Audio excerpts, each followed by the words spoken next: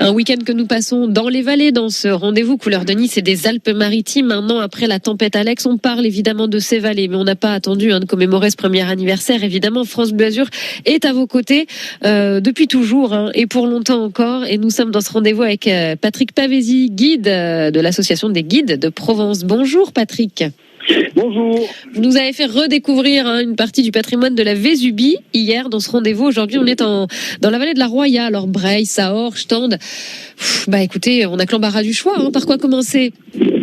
Ah là, je crois qu'on a un véritable joyau, tant au point de vue naturel qu'au point de vue de la ressource culturelle. Nous avons avec des villages comme Breil, Saorge, La Brigue, Tende, des sites incontournables, et malgré toutes les grosses difficultés que nous avons eues tout au long de cette année, les choses ont été faites de façon à ce que la vie puisse reprendre, tant la vie au quotidien que la vie qui est un poumon économique, puisque ce sont des secteurs qui vivent beaucoup des activités touristiques, quelles qu'elles soient. En ratissant bien évidemment toutes les possibilités, visites culturelles par exemple, avec la fameuse chapelle Notre-Dame-des-Fontaines, magnifique, décorée de fresques sur le jugement dernier, les villages de Saorge, notamment avec le sanctuaire, le magnifique monastère franciscain, Tende qui garde le souvenir de la famille Lascaris, avec une superbe église gothique à l'origine, mais qui a eu elle aussi sa période baroque qui l'a magnifiée, et puis tous les sites naturels. Alors la vallée des merveilles à deux pas par le chemin qui conduit jusqu'à Casterino, le Val d'Enfer qui permet d'accéder aux Hautes-Vallées, toutes ces gravures de l'âge du cuivre qui marquent fortement l'enracinement des populations humaines dans le paysage.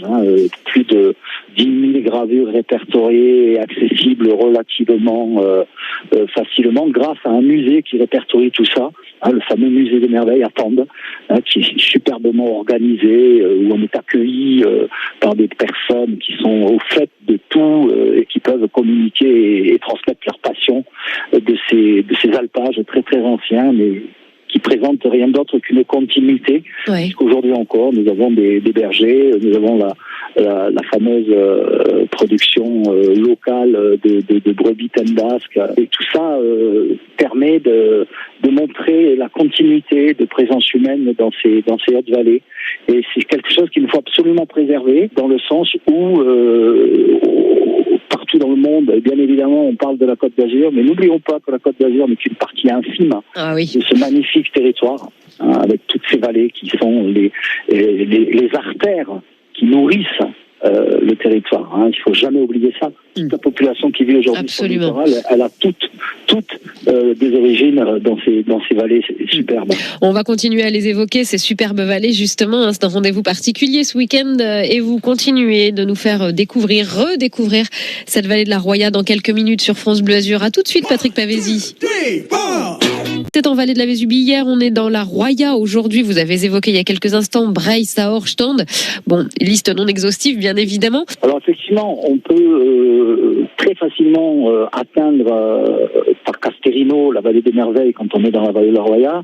On peut, en faisant une randonnée un peu plus longue, partir de l'autre côté, c'est-à-dire la vallée de la Gordolasque, en passant un col qui permet ensuite de redescendre vers les endroits où on va pouvoir, grâce aux aménagements réalisés par le parc du Mercantour, découvrir les gravures qui sont accessibles in situ, sachant que de nombreuses gravures sont aussi visibles, comme je l'ai évoqué tout à l'heure, sur le site du musée à Tende. On n'est pas obligé d'être un randonneur confirmé pour aller découvrir ces merveilles, si j'ose dire, mais c'est tellement mieux quand effectivement on fait l'effort de se pénétrer de ce paysage, d'approcher le Mont Bégaud comme nos anciens ont fait pendant de nombreuses périodes au cours de l'histoire. Le Mont Bégaud qui a toujours représenté une montagne sacrée, et toutes ces gravures qui sont de toute façon des témoignages de cette spiritualité